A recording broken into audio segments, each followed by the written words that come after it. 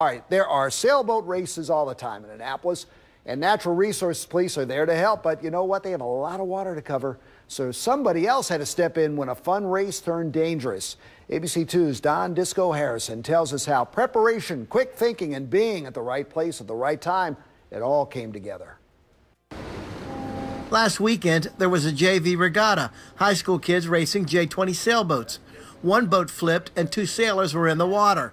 The other boat started to pull away, and with winds above 20 miles per hour and the water temperature around 50 degrees, the situation went downhill quick. It was just last weekend. Harbor Master Beth Mock. Fortunately, I had Andrew Patterson working.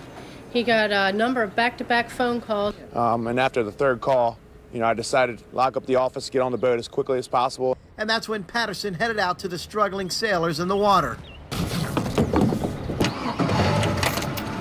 So it was right in between mooring 30 and the chart house right out here in the harbor, right in the middle of the channel here.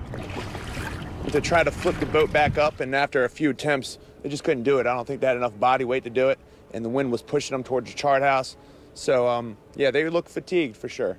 And with the high winds and 50-degree water temperatures, that wasn't a good combination.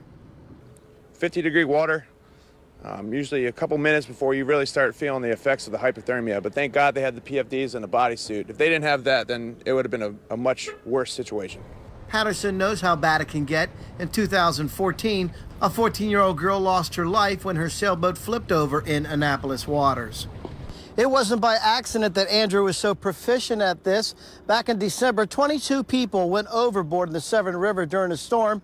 And at that time, the harbor master realized maybe it's time for her staff to have some emergency and rescue training. The action plan that we went over with Chief Simmons, it really opened our eyes to how to respond quickly and how to work together as a team. Yeah, that's affirmative. They are trained in first aid, and they're trained in CPR, and they're excellent boat operators. We expect them to react if they're able to save someone's life or someone's property. There are at least two people who are happy Patterson was trained. Patterson had never met the two people he pulled out of the water, but the three already had a connection between themselves. I was very happy to help them out. Annapolis High School is my alma mater, and that's where those kids were from, Annapolis High School. In Annapolis, Don Harrison, ABC 2 News.